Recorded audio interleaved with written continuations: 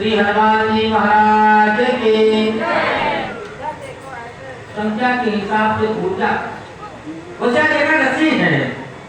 बात तो ये है एकादशी के दिन व्रत होने के कारण से थोड़ा आवाज में कमजोरी आ जाती है।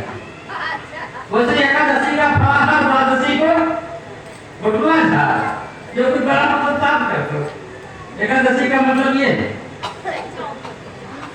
एक बार की बात है, मैया यशोदा अपने लाला को गोद में लेकर के स्तनपान करा रही और उधर कंस का निजी सेवक जिसका नाम था तृणावर्त, ये पूर्व जन्म का पांडु देश का राजा सहस्राक्ष हुआ। इसने दुर्वासा ऋषि का सम्मान नहीं किया तो दुर्वासा ऋषि ने इसको श्राप दे दिया था कि तू राक्षस होगा और उन्होंने इसको इसके कल्याण का उपाय भी बता दिया था कि वैवस्वत मनवंतर में जब श्याम सुंदर का अवतार होगा जो उनके पास तो जाएगा उनके संसर्ग से ही तेरी मुक्ति हो जाएगी।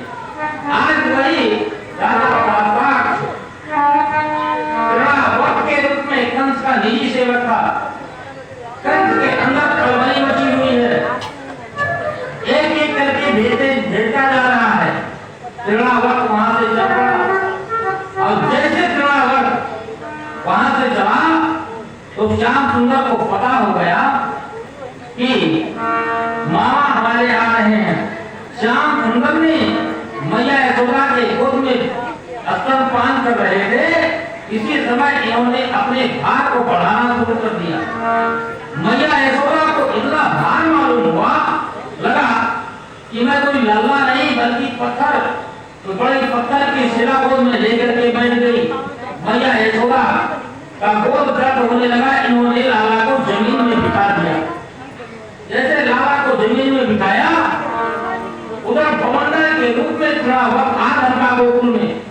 गोकुल के प्रत्येक घरों में परीक्षित इतनी धूल भर दिया कि लोग चश्मा लगाने पर भी दिखाई एक दूसरे को नहीं पड़ रहा था। वैसे तब चश्मा था ही नहीं। एक संत जी से एक भक्त ने प्रश्न किया, कहा महाराज ये बताइए यदि कान को केवल छेद कर देते इतना चमड़ा नहीं लगाते तो तुम्हें तो सुनाई पड़ता। संत जी ने बड़ा अच्छा उत्तर दिया। संत जी ने कहा कि सुनाई तो पड़ता लेकिन जो आवाज टकराती है सीधे निकल जाती कम सुनाई पड़ता। वैसे भगवान को इस बात का ज्ञान था कि कलयुग में लोगों की आंख कमजोर हो जाएगी, चश्मा लगाने का स्टैंड बना दिया, इसलिए चश्मा लगाएंगे और समस्या बढ़ेगी। जब कोरोना चलेगा तो मास्क लगाने का स्टैंड बन जाएगा, इसलिए भगवान ने इतना चमड़ा लटका दिया है। भगवान कभी शरीर में कुछ गलत नहीं करते। भगवान ने जो मॉडल पहले तैयार किया था इस मॉडल में आज कोई परिवर्तन नहीं हुआ, यही मॉडल चल रहा है। लेकिन आज के वैज्ञानिक जो भी गाड़ी मोबाइल निकालते हैं एक वर्ष के भीतर उसका मॉडल चेंज हो जाता, मॉडल अधिक दिन तक नहीं चलता। तो भगवान का बनाया हुआ मॉडल बराबर चल रहा है, आवाज का बनाया हुआ मॉडल में परिवर्तन प्रतिदिन होता जा रहा है। अब प्रत्येक घरों में वो तूफान इतनी भयानक धूल यमुना जी की भर दिया कि लोग एक दूसरे को दिखाई नहीं पड़ रहे थे और श्री राम गोकुल में धूम मचा दिया तृणावर्त। अब मैया यशोदा जब तक अपने लाला को खोजे ये लाला को सीधे उड़ा ले गया ऊपर। जैसे तृणावर्त ने ऊपर उड़ाया अपने हृदय तक ले गया।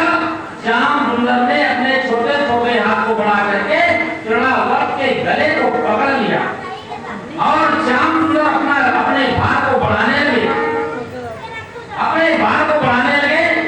यहाँ पर शुक्राचार्य जी ने श्री परीक्षित जी से बताते हुए कहा, परीक्षित भगवान को एक जगह हंसी आ गई और ऐसी स्थिति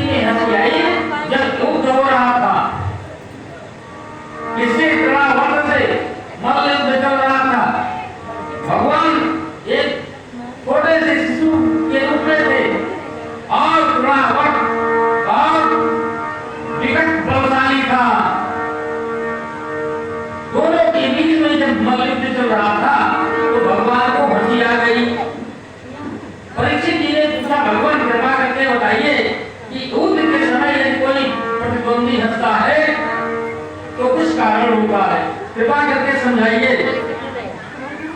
श्री परीक्षित जी ने कहा, श्री सुखदेव जी ने कहा, परीक्षित सुनो, जब तृणावर्त लेकर के बोला भगवान अपने भाग को बढ़ाने लगे, तो तृणावर्त सोचेगा कि बाबा नंद के आंगन से मैंने नीलगिरी के पत्थर का टुकड़ा उठा करके तो नहीं ले आए रोटे में, ये छोटा सा बालक इतना भारी कैसे हो सकता है। तब भगवान को वहां पर हंसी आई परीक्षित। वो इसलिए भगवान ने कहा कि मेरे भक्त जो होते हैं वो पत्थर में मेरा दर्शन करते हैं, सारे ग्राम की शिला में मेरा ही दर्शन करते हैं। और इस व्यक्ति को देखो, यह दैत्य मुझ में पत्थर का दर्शन कर रहा है। श्याम सुंदर को लेकर के जैसे गोकुल के बाहर हुआ, श्याम सुंदर ने तत्काल इसके कान पकड़ को उड़ा दिया और ये गोकुल के बाहर आकर के गिरा। जैसे गोकुल के बाहर आकर के गिरा तो गोकुल वासियों में तूफान बंद हुआ। गोकुल वासियों ने सबसे पहले लाला को खोजना शुरू कर दिया, जबकि श्रीमती पूर्णा देवी से पता हो गया था।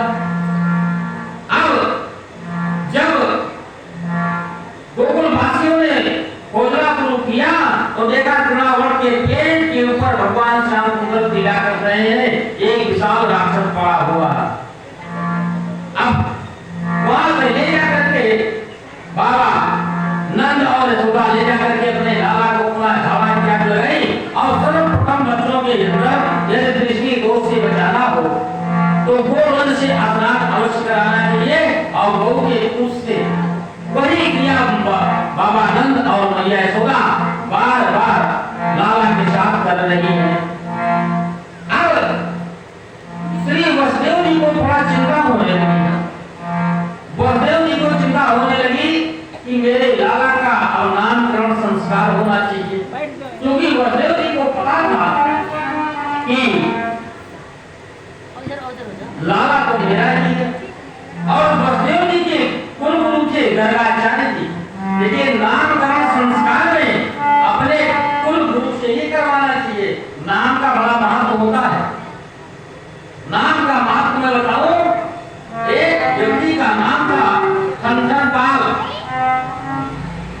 संतनपाल नाम था और संतनपाल थोड़ा पढ़े लिखे कम थे, लेकिन सौभाग्य की बात ये थी पत्नी अच्छी पढ़ी लिखी थी।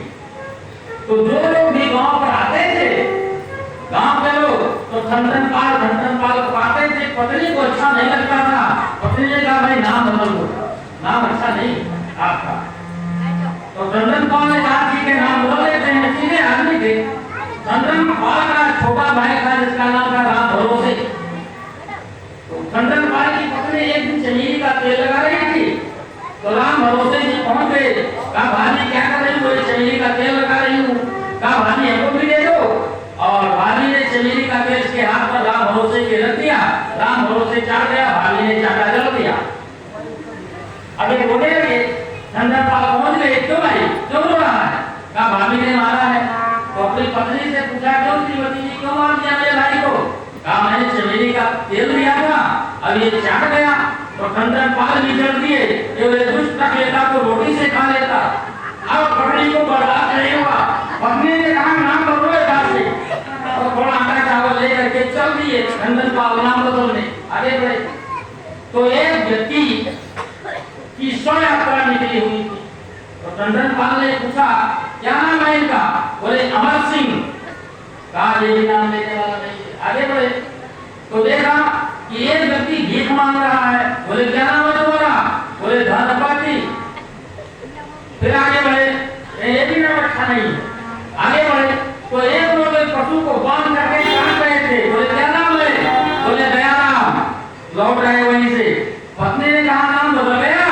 कहा नहीं नाम बदला। ये क्या हुआ? बोले आवाज रहे हो जो मर गए हो और धनपति मान दी। अब दयाराम हत्या करे तो धन पावे थे सियावर रामचंद्र की। नाम का बहुत बड़ा होता है। श्री वसुदेव जी अपने गुरुदेव गर्गाचार्य जी के पास गए इलाज करके, और उस समय गर्गाचार्य जी परम दिव्य संत थे। ब्रह्मदंड इन्हीं के पास था, ब्रह्मदंड सबके पास नहीं होता।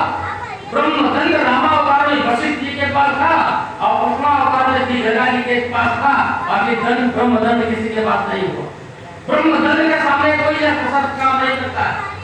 परम सिद्ध योगी थे गर्गाचार्य जी, पहुंच गए तो गर्गाचार्य जी ने कहा वसुदेव से, वसुदेव तुम यदि तुम्हारे पुत्र का मैंने नामकरण संस्कार किया तो एक दुष्ट आत्मा जो कंस है ये तुरंत जान लेगा कि वसुदेव का लाल है, और वसुदेव का लाल है तो मेरा काल है, तो ये हमको नहीं प्रताड़ित करेगा। इसलिए नामकरण संस्कार की विधि गर्गाचार्य जी अंदर तक तो करना चाहते थे, अब ऊपर से थोड़ा इधर उधर, लेकिन कहा मैं गोकुल में तो नहीं जाऊंगा, ऐसी कोई व्यवस्था करो ताकि मैं नामकरण कर दूं। अब बाबा नंद के पास वसुदेव जी की खबर पहुंच गई। बाबा नंद का जो गौशाला था वो यमुना जी की पावन तट पर था। बाबा नंद ये सारी व्यवस्था अपने गौशाला में कर दिया, और ये यमुना जी के तट तक गए श्री गर्गाचार्य जी, और बड़े प्रेम से गौशाला में एकांत बैठ करके मात्र स्पष्ट भाषण किया, नामकरण करने का अवसर आ गया। अब दोनों माताओं में परीक्षा लेने की बड़ी अच्छी तरकीब होती है। देवी रोहिणी और मैया यशोदा ने सोचा आपस में ये बाबा सिद्ध कहलाता है, क्यों ना इसकी परीक्षा ले लिया जाए। तो बाबा रोहिणी जी ने श्याम सुंदर को गोद में ले लिया और बलराम जी को मैया यशोदा ने गोद में ले लिया। अब बाबा गर्गाचार्य जी की दृष्टि गई दोनों लालों पर, त्रिकालदर्शी थे, नारायण साक्षात इनकी गोद में। तो बलराम जी का नामकरण सबसे पहले यशोदा जी के गोद में किया, नामकरण संस्कार किया। कैसे? कहा कि इस लाल के भीतर बल की अधिकता होगी, इसलिए तो लोग बल कहेंगे, और जब यादों में आपस में फूट हो जाएगी तो सबको मिलवाएगा, इसलिए इसका नाम राम भी होगा। और कभी गर्भ से ये खींचा जाने के कारण इसका नाम संकर्षण भी होगा। अनेक नामकरण कर दिया। जब श्याम सुंदर का नंबर आया, देवी रोहिणी के गोद में थे श्याम सुंदर, तो कहा ऐसा कीजिए लाल को मेरी गोद में दे दो, और बाबा की बड़ी बड़ी दाढ़ी की लाल को मेरी गोद में दे दो। श्री गर्गाचार्य जी ने जैसे गोद में लिया तो इनकी लग गई समाधि, बाबा की समाधि लग गई, आंखें मूंद लिया। बस त्रिकाल तीनों लोक के स्वामी बाबा की गोद में इन्होंने समाधि लगा दिया। भगवान ने सोचा यह समाधि का उत्तर नहीं है, मामा के दूध पीछे आने वाले हैं, और यह समाधि में लीन है। भगवान अपनी हाथ पैर फेंके और बाबा की दाढ़ी हाथ में आई, हिला दिए, बाबा समाधि मत लगाओ, समाधि लगाने का समय नहीं है, अपना काम करो, जल्दी बढ़ो। श्री गर्गाचार्य जी समझ गए कि दाढ़ी हमारी क्यों हिलाई गई। आज तक दाढ़ी किसी के हाथ में नहीं गई, लेकिन श्याम सुंदर ने दाढ़ी हिलाई, मतलब जल्दी करो। तो गर्गाचार्य जी कहे कि ये हर युगों में लाल पीत और श्याम वर्ण का होता है, कभी वसुदेव के घर में जन्म लेता है तो वसुदेव कहलाएगा और हमेशा कहला रहेगा, इसलिए इसका नाम कृष्ण होगा। अनेक नामकरण करके और वहां से प्रसन्न मन से चल पड़े। बाबा नंद गए, गौदान इत्यादि को करवाया, और जैसे नामकरण हुआ देव ऋषि नारद जी वीणा बजा के गान किया, आकाश से देवता पुष्प की वर्षा किया, नामकरण हो गया। नामकरण के बाद एक बार की बात है, मैया यशोदा दधिमंथन कर रही थी। ये धीरे धीरे घुटनों के बल चलने लगे श्याम सुंदर, और श्याम सुंदर के लिए बाबा नंद ने पद्मगंधा नामक गऊ का दूध इनको पिलाते। देखिए आज हम लोग जो बोतल पिलाते हैं, रेडीमेड दूध पिलाते हैं, ये सर्वथा हमारे संस्कार से बहुत दूर है। गऊ के देसी गाय के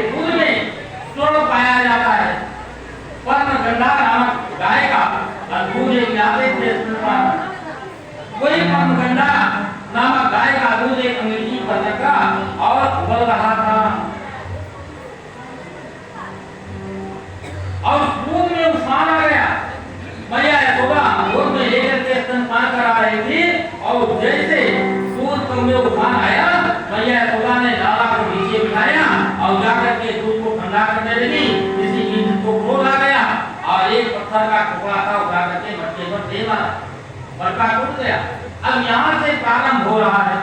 एक बार की बात है, मैया यशोदा के आंगन में मणि के खंभे लगे हुए, उसमें साफ साफ प्रतिबिंब दिखाई दे रहा।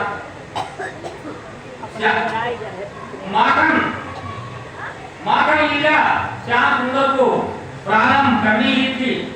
मैया किसी काम से बाहर गई और उसी बीच मैया ने जैसे छोड़ करके श्याम सुंदर को मैया बाहर गई, श्याम सुंदर माखन उठा करके और खाने लगे। जैसे माखन खाया तो मणि के जो खंभे लगे थे उसमें श्याम सुंदर का प्रतिबिंब दिखाई दिया। श्याम सुंदर अपनी कोकरी भाषा में बोलने लगे अपने प्रतिबिंब से, कहा भैया मैया से मत कहना, लो तुम भी खा लो। और जैसे जैसा श्याम सुंदर कहते थे वो प्रतिबिंब ठीक उसी तरह करते थे। तब तक मैया पीछे खड़े होकर के या दिव्य दृश्य देख रही थी। अब क्या झांकी रही होगी, श्याम सुंदर अपने कोकरी भाषा में प्रतिबिंब से बात कर रहे हैं और मैया पीछे खड़े होकर के आनंद ले रही है। मैया आ गई। उसी समय मैया को देख करके श्याम सुंदर की आंखें नाचने लगी। अब वो काली काली आंख, घुंघराले बाल, मोर का मुकुट लगाए हुए श्याम सुंदर अब डर से कांप रहे थे, दिखावटी वाले डर से। कहा मैया मैया तुम्हारे घर में चोर आ गया और इसने माखन खाया और मेरे मना करने पर ये मुझे डांट रहा है। मैया लाड प्यार करने लगी और लाड प्यार करते मैया ने कहा लाला से कि भैया तेरे हाथ में माखन कैसे लगा जब तूने चोरी नहीं किया। भैया मुझे माखन का कोई लोभ नहीं, ये जो पद्मराग जला दिया है आपने कंगन मेरे हाथों में, ये धूप इतनी तेज हुई मैया कि मेरा हाथ जलने लगा, तो मैंने माखन में ठंडा करने के लिए अपना हाथ डाल दिया। तुम भैया तेरे ओठ में कैसे लगा। मैया एक चींटी पैर से चलते हुई आई और चल करके हमारे ओठ में काटने लगी, मैंने खुजलाया। भैया मैंने माखन नहीं खाया। ऐसा सफेद झूठ बोलने लगे। एक बार की बात है, अब सब गोपियां धीरे धीरे श्याम सुंदर का दर्शन करने आने लगी। अब ये गोपियां पूर्व जन्म में उग्र तपा नामक ऋषि, कोई हरि नामक ऋषि इत्यादि थे जो भगवान की तपस्या करके और गोपी के रूप में अवतीर्ण हुए थे। और जो गोपवाल थे ये समस्त देवता थे ब्रिज में, सारे देवता के रूप में ब्रिज में आकर के प्रकट हुए थे केवल भगवान के लीला में सहयोग करने के लिए। अब भगवान ने चोरों की एक टोली बना ली, धीरे धीरे टोली बना ली और माखन पर आक्रमण कर दिया। और गोपियां अंदर से चाहती भी हैं और दर्शन के बहाने बुलाना भी आती।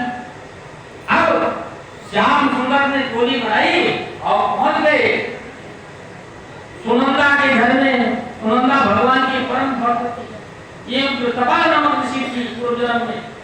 सुनंदा के घर में पहुंच गए। सुनंदा छिप करके देख रही थी, शिकार पर माखन रखा हुआ था। अब श्याम सुंदर बड़े गौर से देखे, आदि छोटे थे पहुंच नहीं सकते थे, बच्चों की टोली बनाई फिर भी नहीं पहुंचे।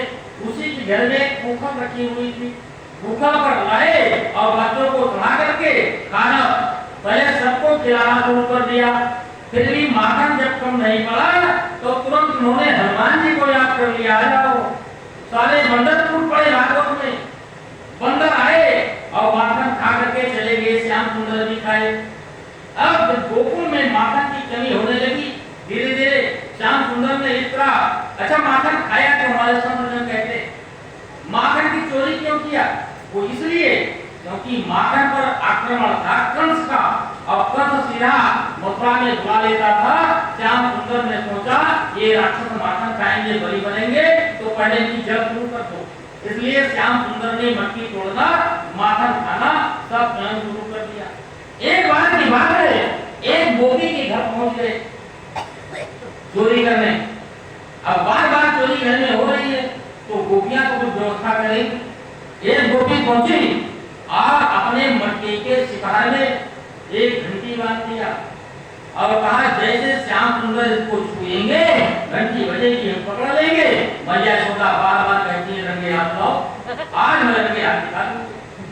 अब श्याम सुंदर पहुंचे शिकार की तरफ, देखा जैसे शिकार की तरफ देखा कहा घंटी बंदी, कहा वाह गोपी हमसे भी कला लगा रही है।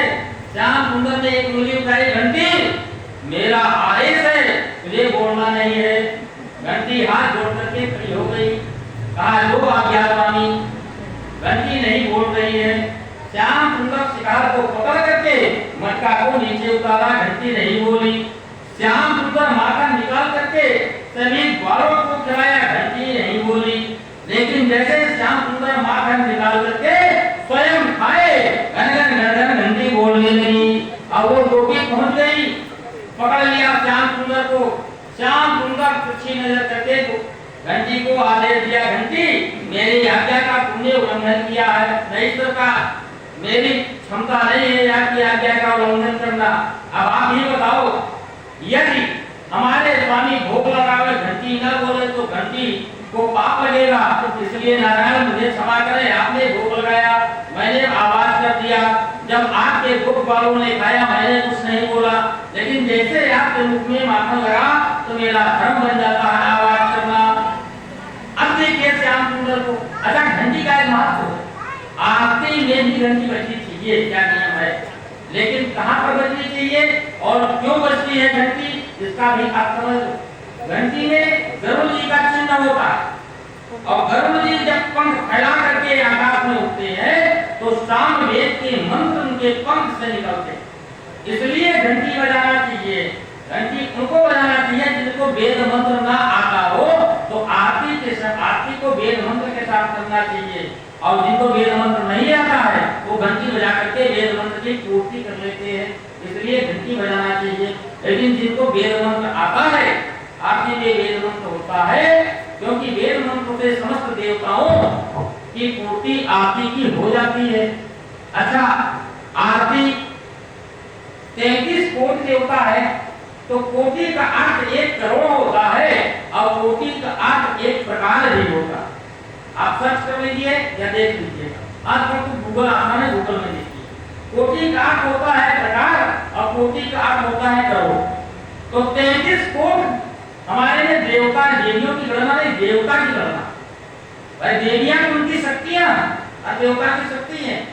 देवी जी का ले लिया जाए, हम 9 देवियां का ले लिया जाए ना, तो 9 भक्ति के आधार पर बड़ा नहीं का, और तीनों ब्रह्मा विष्णु महेश की शक्तियां हैं देवियां, इसलिए देवताओं की उन देवताओं में 12 सूर्य और 11 रुद्र, 11 तेज, 8 वसु, इन्हीं वसु में से एक बाबा आनंद है और इन्हीं वसु में से एक बाबा भीषण थे।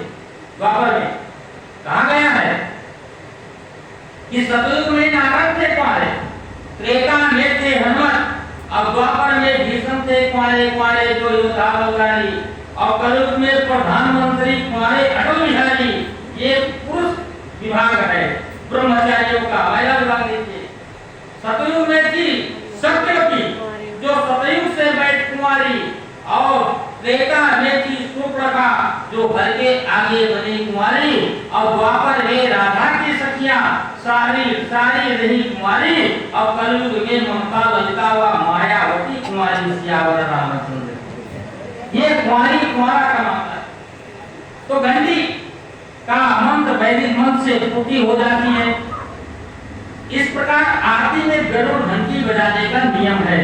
अब श्याम सुंदर को वो गोपी लेकर के मैया यशोदा के पास पहुंच गई, और जैसे श्याम सुंदर को लेकर के जा रही थी तो उसी गैस में उसी गोपी का बालक भी भर्ती था, इसलिए श्याम सुंदर ने धीरे से उसी गोपी के लाडले को बुला लिया और अपना हाथ धीरे से निकाल करके उसके हाथ में उसका हाथ पकड़ा दिया, और दूसरे रास्ते से जाकर के अपने शयन कक्ष में आराम से मान करके पैंट दुपट्टा रेशम का जो पीतांबर कहलाते थे विश्राम कर गए। अब वो गोपी टैक्स में थी, महिलाएं जब टैक्स में होती है तो पीछे मुड़कर नहीं देखती है, टैक्स में थी, और कौन नहीं मैया यशोदा के द्वार, मैया आज देख लो तेरे लाला को मैंने रंगे हाथ पकड़ लिया। मैया यशोदा निकली और उस गोपी से कहा,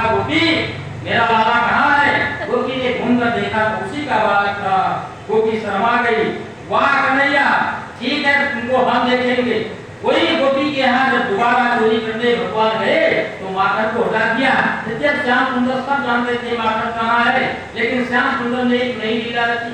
इसके पति की दाढ़ी बड़ी बड़ी थी और इस गोपी के बाल भी बड़े बड़े थे और ये दोनों सो गए एक सैया पर। श्याम सुंदर पहुंचे, इसकी चोटी को पकड़ करके इसके पति के दाढ़ी में बांध दिए। बोलिए सच्चिदानंद भगवान की। और रात्रि में पानी पी करके ज्यादा विश्राम किए थे, जो सताया इनको। अब इसके पति ने उठा, जैसे खींचे तो दाढ़ी तरी अपने पति को पत्नी को डांट करके कहा मेरी दाढ़ी को दांत कर तोड़ती है। तो उसका बाल पड़ा, उसने कहा मेरे चोटी को पकड़ कर क्यों दांतते हो। दोनों में छोटा सा विवाद हुआ और श्याम सुंदर बच गए आराम से। अब गोपी पड़ गई इनके पीछे। वही गोपी का एक दिन बछड़ा छोड़ दिया, गाय का सारा दूध पी लिया। अब भगवान से यदि जीव आत्मा होड़ लगावे तो संभव नहीं है। एक बार की बात है, चंद्रमा को आकाश में देखा श्याम सुंदर और चंद्रमा पर लेने के लिए बीच गए। अब मैया ठाकुर में बढ़ा है, मैया यशोदा ने कहा बेटा ये सागर का चंद्रमा है, ये नहीं मिलेगा। कहा कौन सा सागर? बोले क्षीर सागर। कहा भैया क्षीर सागर? कहा बेटा वहाँ बहुत बड़ा दूध का एक समुद्र है। कहा भैया तो कितनी गाय मिलकर के दूध पी होंगी। कहा बेटा जिसने गाय में दूध बनाया वो दूध का एक सागर भर दिया, वही का एक माखन का लोंदा है। अपने बच्चे को पहनाने लगी मैया यशोदा ने। अब मैया यशोदा उत्तर देती जाती है, श्याम सुंदर प्रश्न करना शुरू कर दिए। तो मैया कितनी गायों ने दूध दिया होगा? मैया ने कहा कि जिसने गाय में दूध बनाया ये उसी दूध का सागर है, इसलिए वो मिलने वाला नहीं है। कहते कहते श्याम सुंदर को नींद आ गई और सो गए। एक बार की बात है, श्याम सुंदर मिट्टी को चाट लिए। जैसे मिट्टी खाई तो गोप ग्वाल जितने थे सब आकर के बताए मैया तेरे लाला ने मिट्टी खाई। और देखिए मिट्टी क्यों खाई। पुराण में कथा आती है कि पृथ्वी का कल्याण करने के लिए रस का चाटे थे रस को, वृक्ष की भूमि को पवित्र करने के लिए श्याम सुंदर ने वहां की मिट्टी खाई थी। आज वही गोपी चंदन के रूप में हम लोग मस्तक में लगाते हैं, गोपी चंदन के रूप में। इसलिए अब जब ग्वालों ने कहा तेरे लाला ने मिट्टी खाई, श्याम सुंदर से पूछने लगी मैया क्यों तूने मिट्टी खाई? सुखदेव जी ने कहा परीक्षे सावधान, आप स्वयं सत्यवादी हरिश्चंद्र बोलने जा रहे हैं, इसलिए ध्यान देकर के सुनना। नहीं भैया मैंने मिट्टी नहीं खाई। सर्वे मिथ्या वसंसिना, ये जितने लोग हैं सब झूठ बोलते हैं। सत्यवादी हरिश्चंद्र केवल वही हूँ भैया, मैंने मिट्टी नहीं खाई। और भैया यदि मैंने मिट्टी खाई तो सबों ने मिट्टी खाई, चाहे मेरे मुख में देख लो। श्याम सुंदर ने जैसे मुख खोला तो श्याम सुंदर के मुख में तीनों लोग दिखाई पड़ने लगे। अनेक ब्रह्मा, अनेक विष्णु, अनेक सूर्य चंद्रमा, यहाँ तक श्याम सुंदर के मुख में स्वयं मैया यशोदा और श्याम सुंदर ही दिखाई पड़े। मैया यशोदा को चक्कर आ गया और अपने शीश पर हाथ रख करके बैठ गई। अब भगवान ने बाल लीला बहुत किया। वही है कि आकाश में पक्षी हो रहा हो तो आकाश का पता नहीं लगा सकता, एक चीटी समुद्र का पता नहीं लगा सकती कि कितना इसमें जल है, किंतु ये का सागर था, संभव नहीं है। तो एक दो दिन में इनकी लीला का वर्णन करना संभव है कि नहीं। इसलिए समस्त लीलाओं को प्रणाम करते हुए हम लोग आगे बढ़ते हैं। एक बार की बात है कि धनाध्यक्ष कुबेर के पुत्र बारहवीं में मजाक पी करके नशे में मस्त होकर के और एक सरोवर में स्नान कर रहे, उधर से हरिमन गाते हुए लीला बजाते हुए देव ऋषि नारद निकल पड़े और ये अपनी पत्नियों के साथ स्नान कर रहे थे। तो इनकी पत्नियों ने बाबा नारद की वीणा की आवाज सुनी तो झटपट वस्त्र पहन लिए, लेकिन ये बावड़ी मंगला के नशे में थे, इसलिए इन्होंने वस्त्र नहीं पहना और बाबा नानक को प्रणाम नहीं किया। बाबा नानक क्रोध में आकर के कहा कि तू सब वृक्ष की भांति खड़ा है, जाके वृक्ष बन जाओ, और वृक्ष बन जाओ तो बिल में बन जाओ, और बिल में बन जाओ तो बाबा नंद के आंगन में। सब बता दिया, श्याम सुंदर आएंगे और वो तुम्हारा कल्याण कर देंगे। वही दोनों आकर के यम और अर्जुन आकर के यम अर्जुन के रूप में, वृक्ष के रूप में विद्यमान हो गए। जब आए, अब श्याम सुंदर, एक बार की बात है, श्याम सुंदर अपने ही घर में माखन की चोरी किए और मटके को तोड़ दिए। जब मैया बार-बार भड़कने लगी कि मेरे घर में कितनी गाय इतनी माखन हो रही है, लाला तुम बाहर चोरी करके हो जाते हो। भैया मैंने चोरी नहीं किया, साफ-साफ झूठ बोल देते थे श्याम सुंदर। अपने घर के मटके को तोड़ दिया, मैया को क्रोध आ गया। मैया ने उठाई छड़ी और श्याम सुंदर को दबाई। मैया के श्री सुखदेव जी महाराज ने बताया कि मैया के बाल में, चोटी में मेरे विद्यार्थी के सुंदर सुंदर फूल से इन्होंने अपना श्रृंगार किया था, और मैया ने छड़ी लेकर के श्याम सुंदर को दौड़ाना शुरू कर दिया। श्याम सुंदर दौड़ रहे हैं, मैया पीछे पीछे, श्याम सुंदर आगे आगे। मैया की चोटी ढीली पड़ गई, पुष्प सब गिरने लगे, एक एक करके गिर रहे थे। जब श्याम सुंदर ने देखा मैया आज बहुत क्रोध में है, मैया आज बिना मारे छोड़े ही नहीं, इधर समस्त देवता इस दिन भी झांकी को आकाश से दर्शन कर रहे थे श्याम सुंदर का। श्याम सुंदर दौड़ रहे थे, मैया पीछे पीछे। जब श्याम सुंदर ने देखा कि मेरी मैया थक गई है, तो श्याम सुंदर पकड़ में आ गए मैया को। वो उसी जगह एक उखल पड़ी हुई थी, मैया एक बड़ी रस्सी लेकर के आई और श्याम सुंदर को उखल में बांधने लगी। और जब बांधने लगी तो रस्सी छोटी पड़ने लगी, और रस्सी केवल 2 अंगुल की ही छोटी पड़ रही थी। सुखदेव जी ने कहा पीछे केवल 2 अंगुल की रस्सी छोटी पड़ रही थी, ज्यादा रस्सी छोटी नहीं पड़ रही थी। अब हमारे संतजनों का भाव है कि केवल 2 अंगुल की रस्सी छोटी क्यों पड़ रही थी? मतलब ये कि ब्रह्म और जीव के बीच में केवल 2 अंगुल का ही फासला है, नहीं तो ब्रह्म और जीव एक हो जाता। केवल माया, दो अक्षर का अंतर है, बीच में केवल माया है। ब्रह्म और जीव के बीच में केवल माया है, 2 अंगुल की रस्सी कम पड़ रही। मैया बार-बार बांधते जाती है, लेकिन रस्सी कम पड़ती जाती। जब श्याम सुंदर ने देखा कि मैया परेशान हो गई तो बंध गई।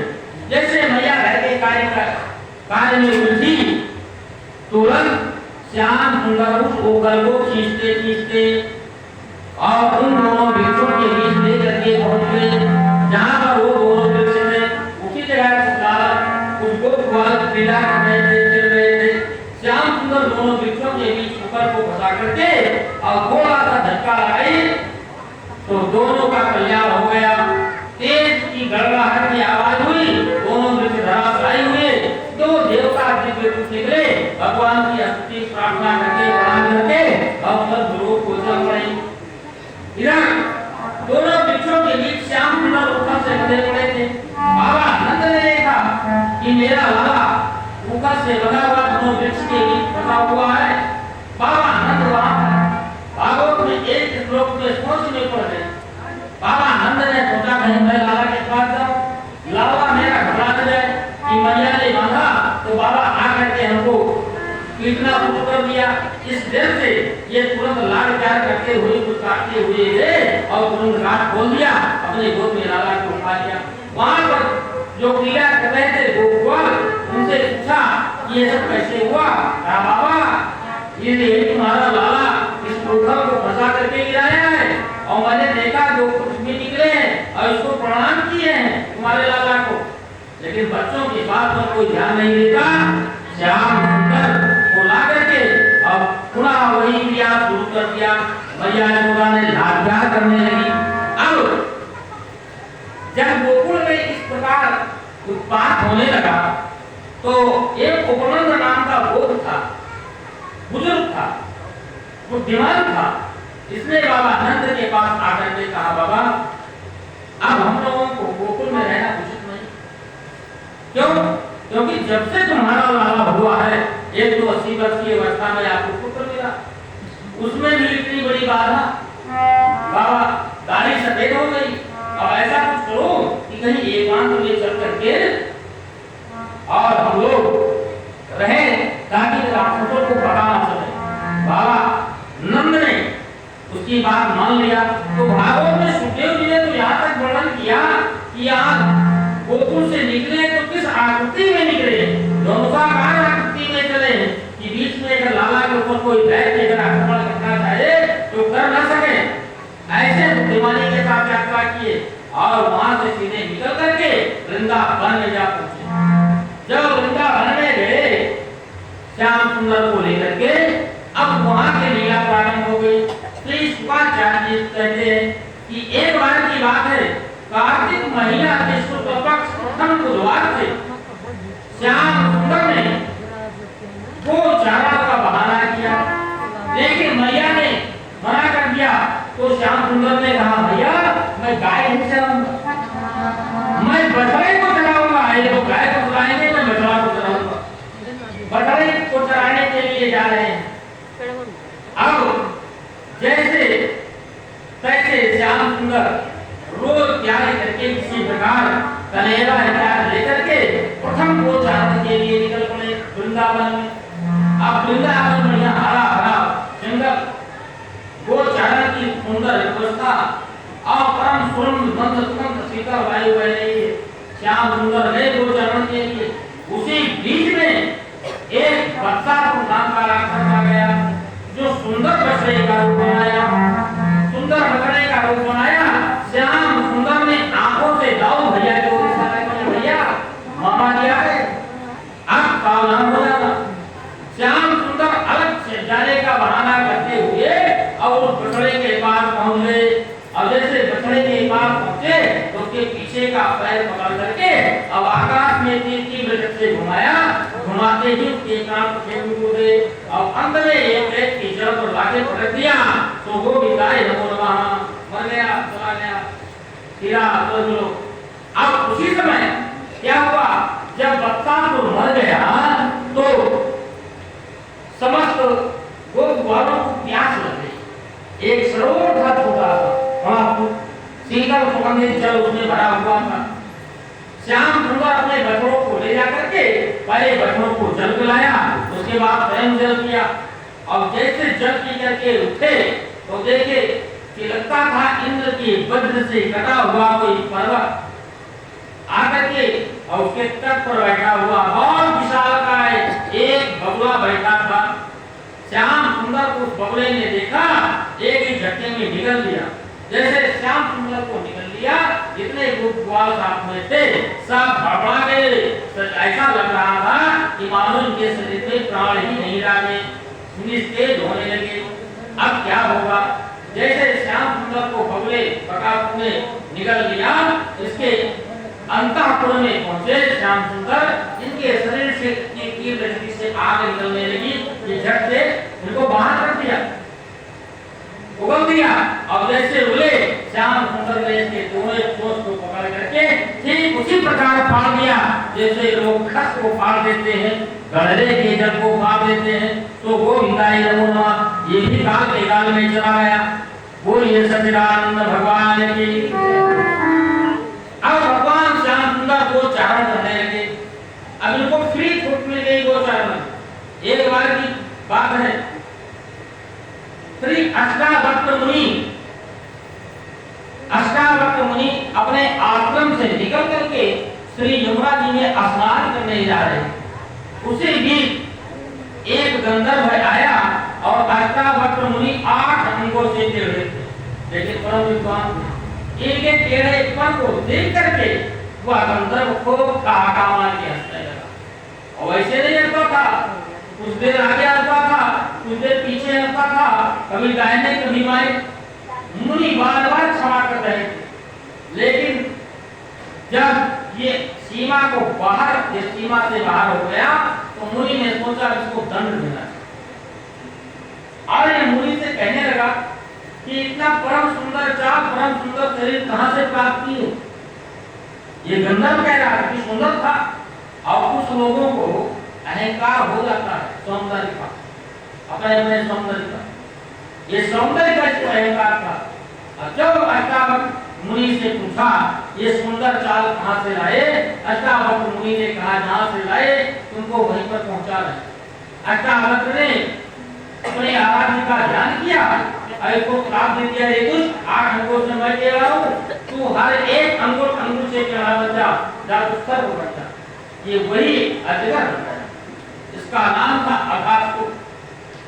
अब कंस के भेजे हुए जब समस्त राक्षस काल के गाल में चले गए तो कंस के अंदर और चिंता होने लगी। लेकिन सुखदेव जी ने ये भी भागवत में बताया कि परीक्षित, कंस इसके साथ साथ चिंतन भी भगवान का कर रहा था। ऐसा कैसी बात नहीं है, ये चिंता के साथ चिंतन भी कर रहा था। चिंता और चिंतन में अंतर होता है। भगवान के जो स्वरूप का जो चिंतन करे, बार बार दिमाग में आता रहे, भगवान ऐसे है। एक बार की बात है, कुछ भगत गए थे हमारे पास और हमसे कहे चलिए कनक भवन का दर्शन करवा दीजिए। मैं लेकर के गया, कनक भवन का दर्शन करवा लिया। उस दिन था दिन सोमवार, भगवान का पोशाक था सफेद। जब ये लोग दर्शन करके बाहर आए तो मैंने पूछ लिया दर्शन हुआ? हाँ बहुत अच्छा हुआ। तो हमने कहा दर्शन हुआ तो बताओ कि भगवान का पोशाक कैसा था? आप सब चौंक गए। देखिए मंदिर में जाए तो दर्शन करने का कुछ नियम, कैसे करना चाहिए, ऐसे नहीं पहुंचो भगवान का चेहरा देख लो, यह दर्शन का नियम नहीं है। भगवान के पास जाओ, मंदिर में जाओ तो पहले भगवान का दिव्य दर्शन करो और ये भी देखो दर्शन के साथ साथ भगवान का चंदन कैसा है, भगवान का मुकुट कैसा है, भगवान के गले में बड़ा फूल माला कैसा है और भगवान का पोशाक कैसा है, भगवान के हाथों में कौन कौन से अस्त्र हैं, भगवान के कानों में कैसा कुंडल है, मैया सीता के नाक में कौन सी नथिया है, यहाँ की है क्या इंग्लैंड की, किस देश की नथिया मंगाई गई है, ये सब देखना चाहिए और बैठ जाना चाहिए और कुछ देर बैठ करके उन्हीं के नामों, जिस जो भी भगवान हो उन्हीं के नामों का कीर्तन कर लें। मानसिक गाने बजाने की आवश्यकता नहीं है, मानसिक अथवा अपने आराध्य देव का नाम ले। चाहे तुम देवी जी के मंदिर में गई हो, अगर भक्त राम की हो तो देवी जी के मंदिर में राम के नाम का उच्चारण करोगे तो देवी जी की डबल शक्ति तुमको मिलेगी, शिव जी की डबल शक्ति मिलेगी। यह दर्शन करने का नियम है। अब इस तरह दर्शन करना चाहिए। अब गए भगवान को कुछ देखा भी नहीं, यहाँ दर्शन हो गया, चल दिए। पूछने पर भगवान का चंदन कैसा था, चौंक जाओ, हमने तो इस पर ध्यान ही नहीं दिया। क्यों नहीं दिया? आपने दर्शन किया तो क्यों नहीं किया? दर्शन का मतलब यही होता है, दर्शन का नियम। अब ये अघासुर को कंस ने याद किया और कंस ने अघासुर से अपनी सारी व्यथा सुनाई। अरे अघासुर वहां से चला और श्री शुक्राचार्य ने कहा कि जब ये आया उस समय भगवान श्याम सुंदर कलेवा करने का समय आ गया था और चारों तरफ घोड़ा बना करके सारे गोपवा बैठे थे और श्याम सुंदर के उसी जगह खड़े। गोपवालों ने देखा कि ये आया तो क्या किया, इधर धरो और जगदा करो, एक कोट नीचे और एक कोट आकाश में लगा दिया। धरा धरो तो जगत करो तो और दरिया ननद तो गिर संग दिखता, ऐसा वैसा नहीं। एक कोट नीचे लगाया धरती पर और एक कोट आकाश में लगा दिया और अपनी जीवा निकाल करके बाहर रख दिया। अब इसकी इतनी विकराल है कि 6 लाइन रोड बन गई वहां, एक दो लाइन की नहीं 6 लाइन रोड बन गई। सारे गोप वालों ने सोचा कि रात्रि में तो थोड़ा तूफान आया था, ऐसा तो नहीं कि कोई गुफा खुल गई, गुफा का द्वार खुल गया, लेकिन ये लाल रोड कैसे बन गई? अच्छा तूफान आई थी, इसके ऊपर जमा हुआ कचरा हो गया, शायद ये वही रोड निकल के आई है। अभी नूतन नवीन रोड है, कोई आया गया नहीं है, क्यों श्याम सुंदर चला जाए उसी गुफा में बैठकर भोजन किया जाए। और ये तो उसी कारण दिखाई आकाश से श्याम सुंदर को देख रहा था। श्याम सुंदर को सब जानते थे कि हमारे मामा जी का भेजा हुआ गया, मामा डबल मामा सारे गोपुआ पहुंच गए। इसके जो दांत थे उन्हीं के दांतों पर अपनी अपनी लाठियां टिका दिया। शुक्राचार्य सुनाते हैं कि उन्हीं के दांतों के सारे लाठियां और कलेवा टिका दिया और वही पुकार रहे श्याम सुंदर आ जाओ, बड़ी सुगंधित वायु बह रही है। और जैसे वो ग्वालों ने उसके मुख में अंदर प्रवेश किया तो जो ये बड़े बड़े विशाल जानवर को अंदर खा हुआ था उसकी गंदगी आने लगी। अब सब दो ग्वालों ने कहा गुफा में जानवर मर गया, लेकिन श्याम सुंदर तुम आ जाओ देखो तो बैठ करके खाया जाएगा।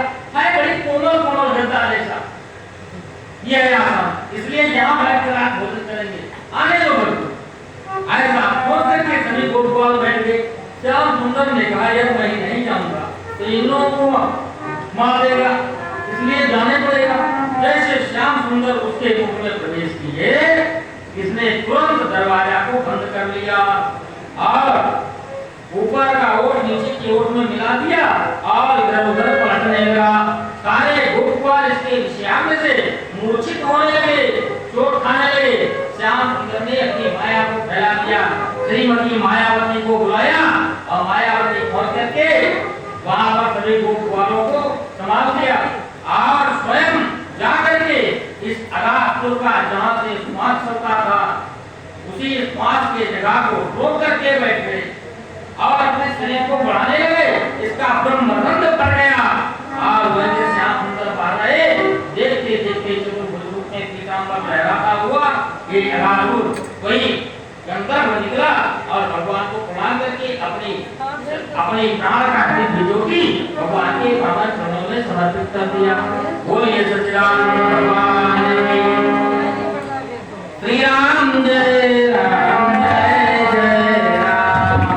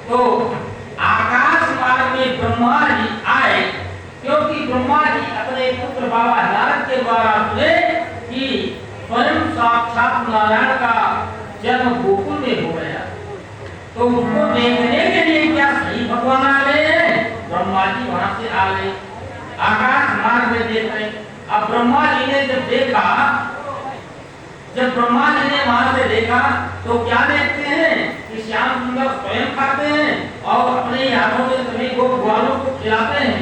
अब ब्रह्मा जी को मोह हो गया कि ये कैसे भगवान है, स्वयं खाते हैं, सबको झूठा खिलाते हैं और सबका झूठा स्वयं खा लेते हैं, ये कुछ नहीं, भगवान कुछ नहीं। अब उधर को गाय चलते चलते जंगल में ज्यादा अंदर पहुंच गई। अब नंबर तो था श्याम सुंदर का घुमाने का, लेकिन ब्रह्मा जी आ गए। जब ब्रह्मा जी ने देखा कि ये भगवान सबका जूठा खा रहे हैं तो ब्रह्मा जी धीरे से गाय का अपहरण कर लिया। अब आज से होता तो ऐसा केस चल जाता जिसका कोई जवाब नहीं है, इसे धारा लग गया, लेकिन उस समय कोई केस नहीं चला। ब्रह्मा जी सारे गाय को ले जाकर के ब्रह्मलोक में पहुंचा। अब श्याम सुंदर ने कलेवा किया, और कलेवा करने के बाद जब इनका नंबर आया कि जाओ गाय को लेकर के आओ, तो श्याम सुंदर गाय को लेने के लिए जंगल में गए। ब्रह्मा जी को चांस लग गया, डर से समस्त गोपालों को लेकर के ब्रह्मलोक पहुंचा दिया। अब उधर ना गाय मिली, और वहां से श्याम सुंदर आए तो यहाँ गोपाल नहीं मिला। अब श्याम सुंदर ने कहा तो दृष्टि लगानी पड़ेगी।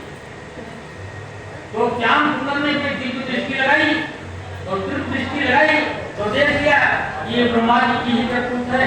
इसलिए श्याम सुंदर जितनी गाय को ब्रह्मा जी ले गए थे, उतनी गाय तुरंत बन गई। उन गायों के गले में जितनी रस्सियां थी वो रस्सी बन गई। गोपवालों के हाथ में जितने डंडे थे उतने डंडे बन गए। जितने गोपवाल थे गोपवाल बन गए। गोपवालों के शरीर में जितने वस्त्र थे वो वस्त्र बन गए। यहाँ तक छोटी छोटी गुल्ली जो गोपवाल पहने थे उसी पहने थे, ये सब श्याम सुंदर ने रूप बना लिया। और यह क्रम लगातार 1 वर्ष तक चलता रहा। किसी के माता पिता को पता नहीं चला कि मेरा लाल नहीं है। और 1 वर्ष तक ये क्रम चलता रहा। ब्रह्मा जी एक बार आए वहां देखने के लिए कि देखें ब्रिज में क्या हो रहा है। श्याम सुंदर को लग गया चंद। उसी बीच श्याम सुंदर ब्रह्मा जी बीच में, नीचे देखे श्याम सुंदर गाय गोप ग्वाल सब, ऊपर देखे तो ब्रह्मलोक में भी वही सब। अब ब्रह्मा जी के आश्रय की सीमा नहीं थी। ब्रह्मा जी नीचे देखते थे तो वही, ऊपर देखते थे तो वही। अब श्याम सुंदर ने एक रूप को अपने यही छोड़ दिया और दूसरे रूप से डुप्लीकेट ब्रह्मा बन करके और ब्रह्मलोक में पहुंच गए। आप द्वारपालों से सख्त आदेश दिया, द्वारपालों आजकल संसार में डुप्लीकेट ब्रह्मा बहुत घूम रहे हैं, देखना अंदर किसी भी ब्रह्मा को अंदर मत आने देना। अब द्वारपालों को थोड़ी नींद आई थी और तुरंत तंबाकू आए और शुरू कर दिए, लेकर के तैयार हो गए। ठीक है प्रभु, डुप्लीकेट ब्रह्मा को अंदर नहीं आने देंगे। अब ब्रह्मा जी यहाँ से देख रहे हैं कि वही श्याम सुंदर ही, वही श्याम सुंदर ही, जितने गोपाल यहाँ उतने गोपाल वहाँ देख रहे थे ब्रह्मा जी। अब श्याम सुंदर डुप्लीकेट ब्रह्मा का रूप लेकर के जब गए तो ब्रह्मलोक में अंदर चले गए, अपने द्वारपालों को सावधान कर दिया। ब्रह्मा जी सोचे कि सब यहाँ वहाँ ये गए हैं। आज से देखिए रामचरित मानस में की कौशल्या की आश्चर्य हुई और भागवत महापुराण में ब्रह्मा जी। अब ब्रह्मा जी जब ब्रह्मलोक में पहुंचे, अंदर जाने लगे तो इनके द्वारपालों ने मना कर दिया, बिना आज्ञा के अंदर आना पड़ा, हमारे स्वामी का आदेश है, अब अंदर नहीं जा सकते। ब्रह्मा जी को रोक दिया। द्वारपालों ने को ब्रह्मा जी ने कहा, अरे तुम हमको नहीं पहचानते हो, मैं तुम्हारा ब्रह्मा हूँ, तुम्हारा स्वामी हूँ। नहीं नहीं, हमारे स्वामी अंदर है, तुमको अंदर नहीं आने देंगे। ब्रह्मा जी सोच लिए ये कैसी लीला है और किसकी लीला है। मैं तो ओरिजिनल ब्रह्मा मैं हूँ, आखिर मेरे घर में डुप्लीकेट ब्रह्मा कौन गया। अब ब्रह्मा जी सोचने लगे, द्वारपाल अंदर जाने नहीं देते, तब तक डुप्लीकेट ब्रह्मा गाड़ी पर हाथ फेरते हुए आके कहा, ओ ब्रह्मा जी अंदर आना है। ब्रह्मा जी हाथ जोड़ करके भगवान के चरण में गिर पड़े और कहा, भगवान अब ऐसी गलती नहीं होगी। भगवान की स्तुति प्रार्थना करने लगे। स्तुति प्रार्थना करके समस्त लोग ग्वालों को ला करके जैसे ले गए थे वैसे यहाँ पहुंचा दिए और भगवान श्याम सुंदर अपनी लीला में मगन हो गए। एक बात की बात है, देखिए यहाँ पर भागवत में जो अक्षर का वर्णन आया वो मैं बता रहा हूँ। अब मुंडे मुंडे मत बिंदा, लोगों का मत अलग अलग होता है, लोग अपने अपने मत से व्याख्या करते हैं, लेकिन श्रीमद् भागवत में ऐसा वर्णन नहीं आया। एक देवता नाम का राक्षस आया, गले का रूप बना करके और पीछे से दुलत्ती चलाई, तो श्याम सुंदर ने दोनों पैर पकड़ करके आकाश में घुमाई और घुमाते हुए उसके कान पकड़ लिए। एक बार की बात है, उसका उद्धार किया। एक बार की बात है कि जेठ और आषाढ़ का महीना का परीक्षित सुनो, सारे गोपवाल प्यास से व्याकुल हो गए, पीड़ित हो गए, भूख भी लगी हुई थी और हमारी गाय हमारी बकरे प्यास से परेशान हो रही थी। परीक्षित उसी समय यमुना जी का जल जाकर के गोपवालों ने पी लिया और गाय ने पी लिया तो तुरंत काल के काल में चली गई। परीक्षित अब परीक्षित जी को आश्चर्य हो गया, भगवान ब्रह्मा जी का जल तो निर्मल और पवित्र था, फिर उसके जल को पी लेने से ऐसा कैसे हो गया? समझ को चले गए काल के काल में। कहा परीक्षित उसमें एक कुंड था, उस कुंड में कालिया नामक एक नाग रहता। भगवान ये बताए कि कालिया नाग तो जलचर पक्षी है नहीं, ये तो थलचर पक्षी है, वह नाग जल में नहीं रहता, तो ये इसमें कैसे आ गया? सुनो परीक्षित जल्दी जल्दी में सुन, आप लोगों से कहता हूं जल्दी जल्दी में आप लोग भी सुन समझिएगा जाता है। एक बार की बात है जब गरुड़ जी जब वृंदा और कद्रू में सर्प लगी थी, सूर्य के घोड़े सफेद हैं, कद्रू की सर्पों की मां, वृंदा की गरुड़ जी की मां। जब सर्प लगी तो कद्रू ने अपने सर्पों से कह दिया जाओ तुम सूर्य के घोड़े में चिपक जाओ, काला दिखाई पड़े। तो कुछ सर्प तो मां के भक्त से चले गए, निकल गए, कुछ सर्प नहीं गए। जो सर्प नहीं गए कद्रू ने उनको श्राप दे दिया, जाओ तुम भस्म हो जाओ। वही आगे चल करके जमेले के एक में भस्म हो। और कुछ सर्प जाके निकल गए तो कद्रू ने दिखा दिया, अब भाई दिखा दिया तो दासी स्वीकार करना पड़ा देवी वृंदा को। अभी उनकी दासी बन गई, जब दासी बन गई गरुड़ जी हुए, मां तुम्हारा ये दासी कर्म कैसे पूरा हुआ? तो कद्रू ने कहा ये अमृत का कलश ला करके दे दो तो हम इनको मुक्त कर देंगे। गरुड़ जी स्वर्ग में गए और जबरदस्ती युद्ध करके वहां से अमृत का कलश ला करके और रख दिया। और जैसे रख दिया देवराज इंद्र पीछे से आए तो कलश लेकर के चले गए। जहां पर कलश रखा था सारे सर्प पहुंच करके चाटने लगे। और कद्रू इसी उद्देश्य में थी कि हमारे बच्चों सर्पों को अमृत मिल जाएगा तो सर्प अमर हो जाएंगे, और देवता होते सर्प अमर हो जाएंगे तो धरती को टक्कर कर देंगे। कारण ये सर्प के अंदर जो विष होता है और शेर के अंदर जो पराक्रम होता है और ब्राह्मण के अंदर जो बुद्धि होती है, ये अपनी बुद्धि बल से, शेर अपने साहस बल से और सर्प अपने विष से संसार को टक्कर कर देगा। लेकिन शेर अपनी आलस से, सर्प अपनी भय से और ब्राह्मण अपनी अनेकता से मरा। यह नियम तो चाटने लगे। अब उसकी जड़ लगी तो हर सर्पों की जीवा को हो गई पटी, लेकिन अमृत नहीं लगा। अब इनको दासत से मुक्ति मिल गई। अब वही सर्प जब सर्पों का इस तरह आतंक हो गया तो ब्रह्मा जी ने निश्चित कर दिया हर अमावस्या के दिन एक निश्चित वृक्ष के नीचे गरुड़ जी को एक सर्प बलि दी जाएगी। क्यों? इसलिए क्योंकि गरुड़ जी जहां जिस सर्प को पाते थे झपट करके मार देते थे, आधा खाते थे आधा फेंकते थे। तो अब सर्पों की सृष्टि कब हो जाती? ब्रह्मा जी ने निश्चित किया। अब अमावस्या के दिन को सर्प मिलने लगा।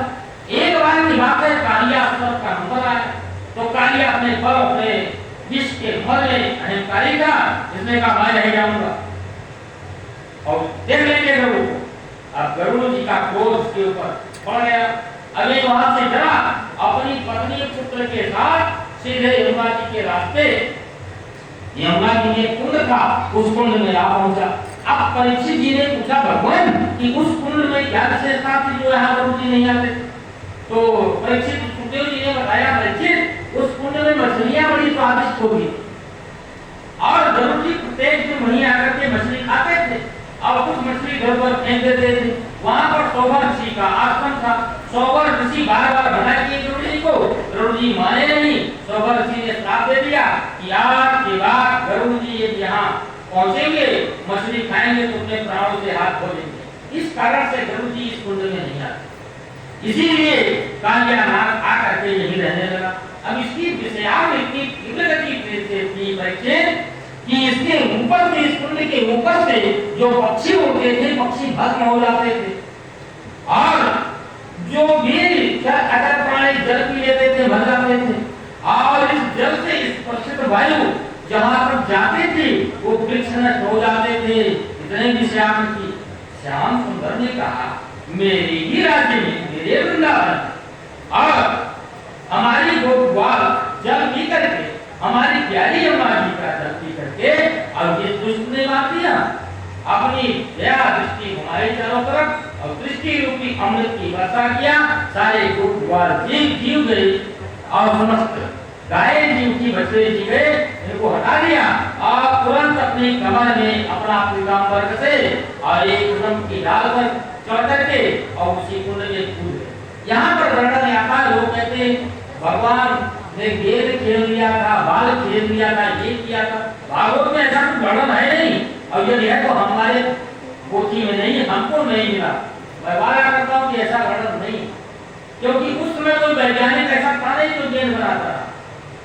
गेंद तो अब बना हमारे कलयुग में, इसलिए तब तो ऐसे कैसे स्थिति भगवान ने देखा, तुरंत कूद गए और कूदे तो सीधा पहुंच गए इसी के पास। अब यहाँ पर विद्वानों का एक मत है, लेकिन जैसा कि सुखदेव जी ने परीक्षित जी को सुनाया, परीक्षित जी, सुखदेव जी ने कहा, परीक्षित जब श्याम सुंदर अपनी पीताम्बर कस करके और कूद करके सीधे कालियानाग के पास पहुंचे तो कालियानाग एक बार देखता आ गया कि श्याम सावला सलोना इतना कोमल बालक कौन सा है, इतना निरस होकर के और मेरे सामने खड़ा हुआ है। देखता था, कुछ क्षण तक देखता रहा।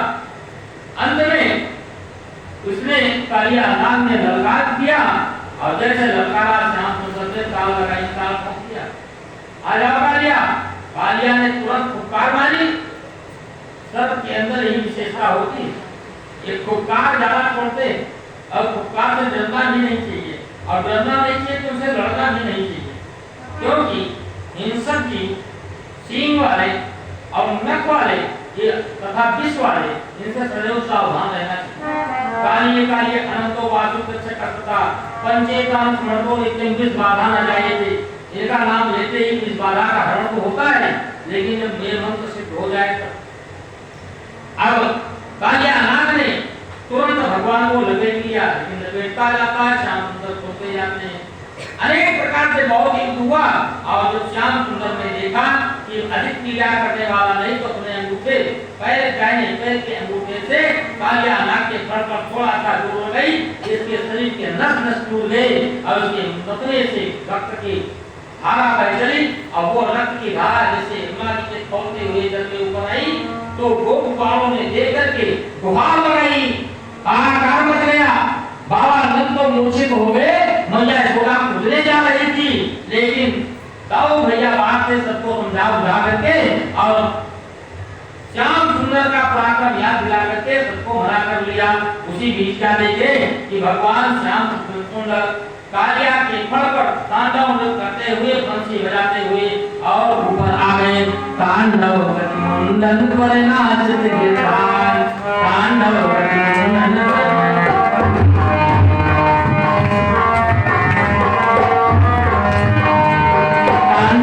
मुंडन पर नाचत गिरधारी, तांडव मुंडन पर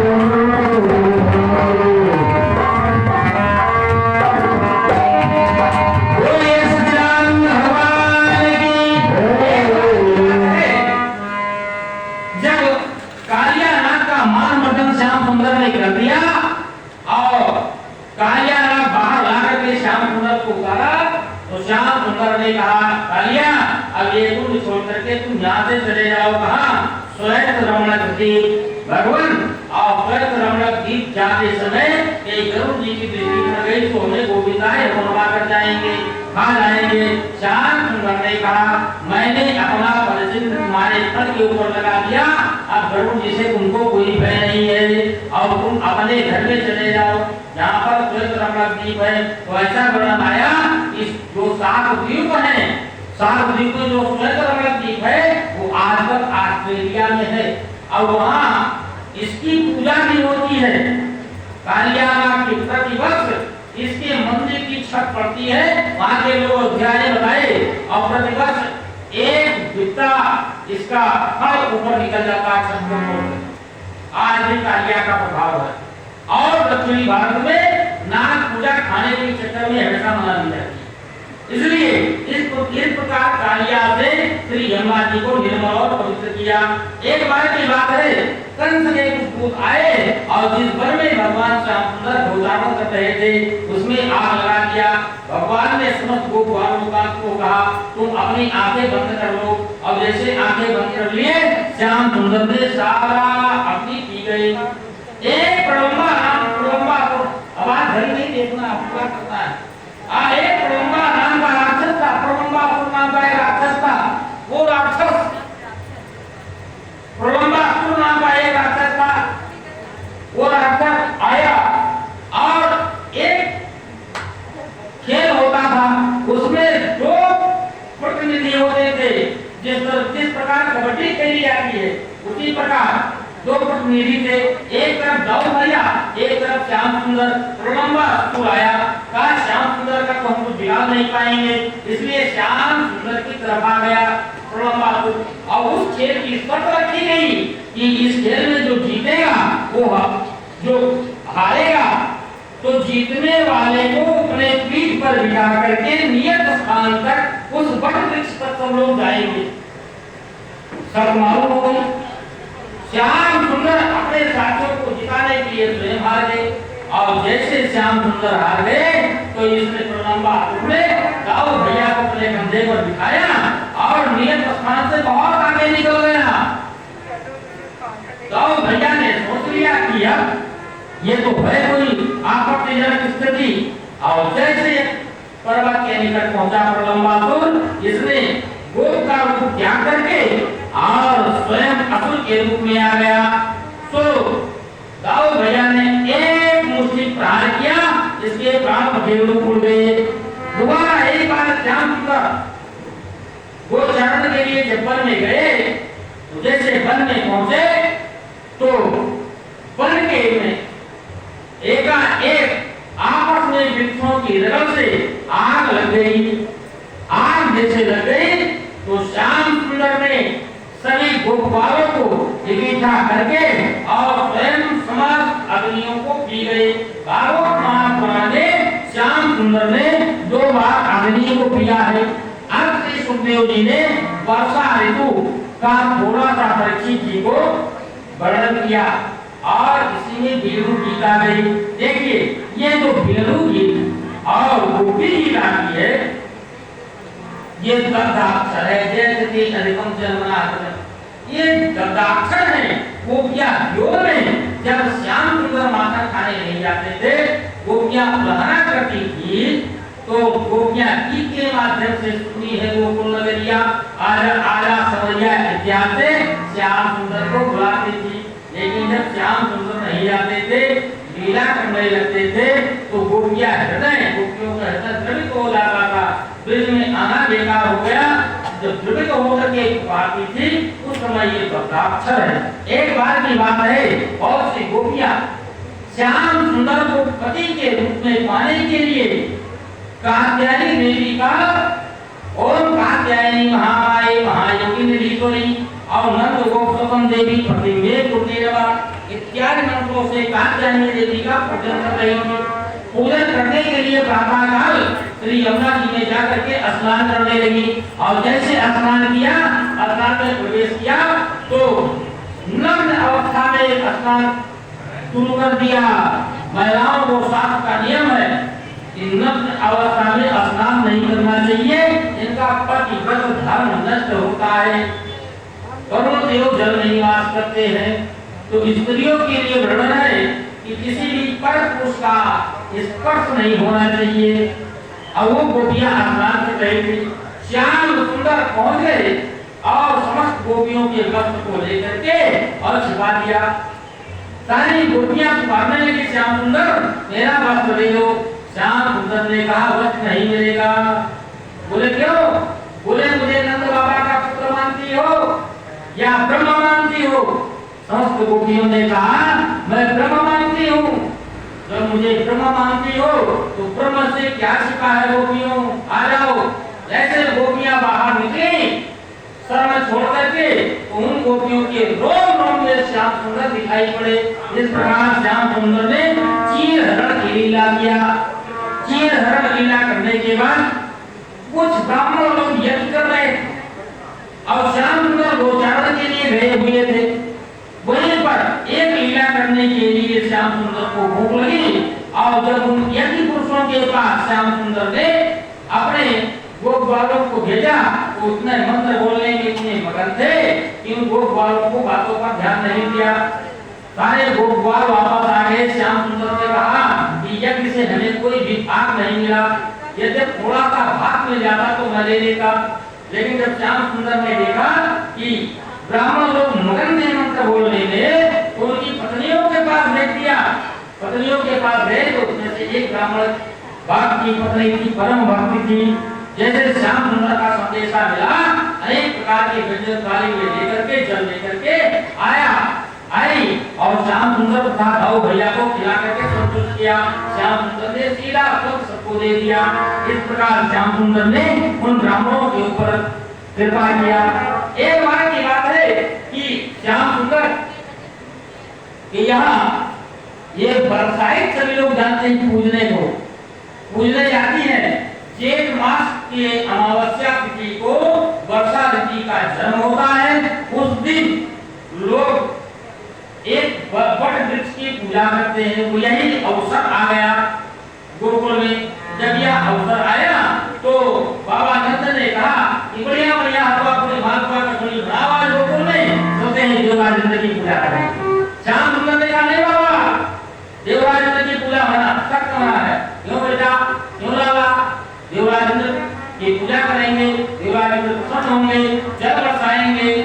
जब जल बरसाएंगे तो हम लोग सुखी रहेंगे। अरे बाबा, सन 15 मादक क्यों जी रहे हो? अब आज 2023 में आ जाओ जीने के लिए, इतना पीछे मत रहो। अरे हमारे साक्षात गोवर्धन जी हैं, हम लोग इनकी पूजा करेंगे, इनकी पूजा करके इनको प्रसन्न कर लेंगे। इनके तलहटी में हमारी गाय चलती है, गाय अच्छी दूध देती है, इसलिए गोवर्धन जी की पूजा करो।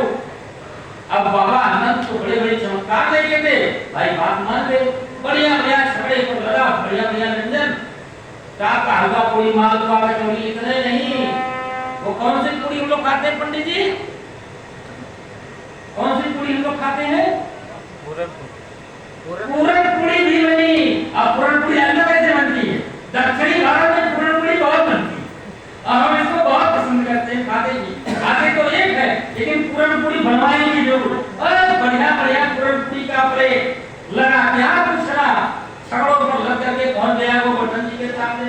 अब श्याम सुंदर एक रूप से तो सबके सामने और दूसरे रूप से गोवर्धन जी के पास ऊपर पहुंच गए और बोल पड़े, ला मेरे भक्तों, सबके हाथ से आवाज आ रहा है और वही श्याम सुंदर पा रहे हैं और सब नाच रहे हैं।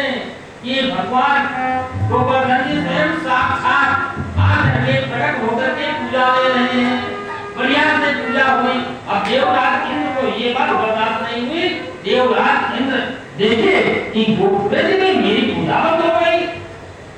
तो देवराज इंद्र क्रोध से चिल्ला उठे। इन्होंने सावर्तक नामक मेघ को आदेश दिया, सावर्तक जाके इतनी बारिश करो कि पूरा गोकुल डूब जाए, पूरा ब्रज डूब जाए। सावर्तक नामक मेघ वहां से आया, क्रोध से इतनी भयानक बारिश करने लगा कि गोकुल में एक दूसरे को कोई देख नहीं सकता था। सारे गोपालों ने कायमान किया, अरे श्याम सुंदर, जब हम लोग मर जाएंगे तो फायदा करोगे, जल्दी करो, कोई उपाय करो। देवराज इंद्र क्रोधित हो गए, कहा कोई चिंता मत करो। जिस प्रकार बरसाती छत्ता कुकुरमुत्ता को बच्चे उठा करके क्रीड़ा करते, बहुत से लोग उसकी सब्जी निकालते, वो उखाड़ करके और हाथ में ले लेके श्याम सुंदर पहुंचे और गोवर्धन जी को अपने अंगुली पर धारण कर लिए और 7 दिनों तक देवराज ध्यान बसा करते रहे और 7 दिनों तक श्याम सुंदर ने अपने कनिष्ठ का अंगुली पर गोवर्धन जी को धारण कर लिए और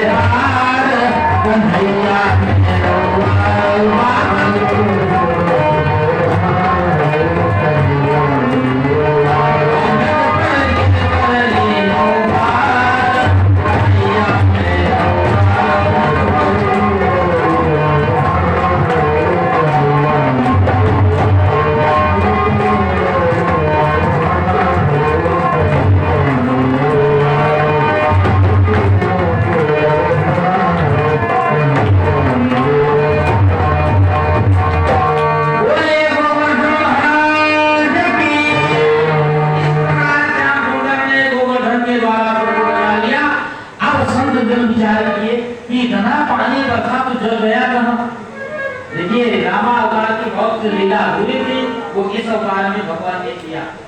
रामा अवतार में अगस्त ऋषि को भोजन कराया था, जब नहीं बुलाया अगस्त ऋषि पहुंच करके और दोनों हाथ जोड़ करके बढ़िया चुल्लू बनाया और खींचते गए, सारा जल पी गए और गोकुल में पूरे ब्रज में धूल उठती रही।